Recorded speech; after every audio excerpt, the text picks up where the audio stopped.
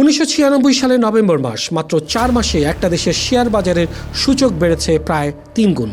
লাখ লাখ মানুষ বাড়ি বিক্রি করে, জমি বন্ধক রেখে, প্রাইভেট ফান্ড ভেঙে শেয়ার কিনছে। আর ঠিক তখনই একদিনে সব কিছু বদলে যায়। যাদের জন্য এই ধস ঘটেছিল তাদের অধিকাংশই আজও শাস্তি পাননি।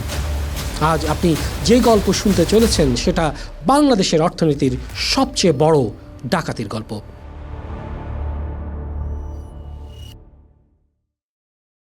আসসালামু আলাইকুম, আমি শাহরিয়ার আহমেদ, আর আপনাদেরকে আবারও আমন্ত্রণ জানাচ্ছি মেকিং সেন্স উইথ শাহরিয়ারের আরও একটি পর্বে। প্রিয় দর্শক, আজ আমরা ফিরে যাব 1996 সালে, ঠিক 30 বছর আগে।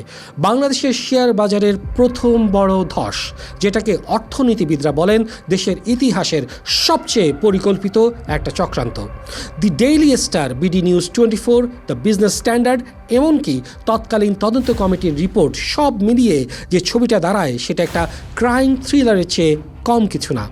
আজ আমরা ধাপে ধাপে দেখব কে, কখন, কিভাবে, কারা ছিল মূল হোতা, কেন আজ পর্যন্ত বিচার হয়নি, আর সবচেয়ে গুরুত্বপূর্ণ এই গল্প থেকে আমরা কি শিখব।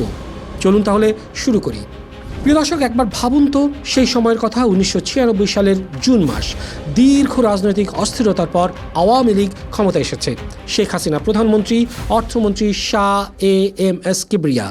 দেশ জুড়ে একটা নতুন বাতাস বইছে।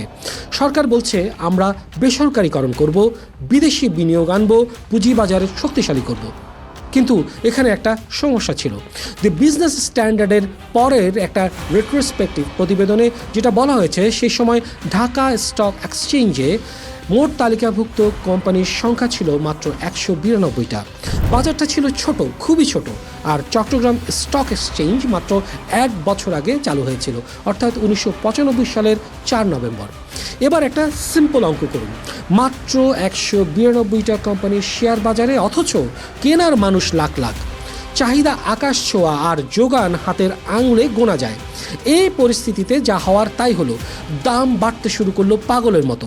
দি ডেইলি স্টারের আর্কাইভ অনুযায়ী 1996 সালের জুন মাসে ডিএসির অল শেয়ার প্রাইস ইন্ডেক্স, যাকে আমরা ডিএসআই বলি, সেটা ছিল প্রায় 834 পয়েন্ট। জুলাইয়ে 967 পয়েন্ট, সেপ্টেম্বরে পেরিয়ে গেল 2000, অক্টোবরে 3000। যে কোনো অর্থনীতিবিদ তখনই বলে দিতেন এটা স্বাভাবিক না, এটা একটা বুদবুদ। কিন্তু কে শুনছে? অর্থমন্ত্রী কিবরিয়া নিজে টেলিভিশনে বলছেন বাজার চমৎকার চলছে।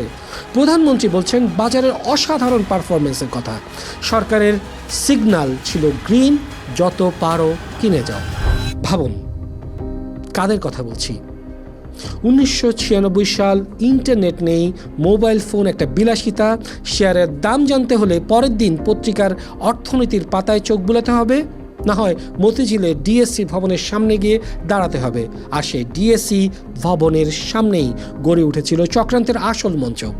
দূর দূরান্ত থেকে মানুষ আসছে, ময়মনসিংহ থেকে স্কুল শিক্ষক, সিলেট থেকে সদ্য ফেরা প্রবাসী, পুরান ঢাকাতে ছোট দোকানদার, সবাই এসেছে কারো না কারো পরামর্শে।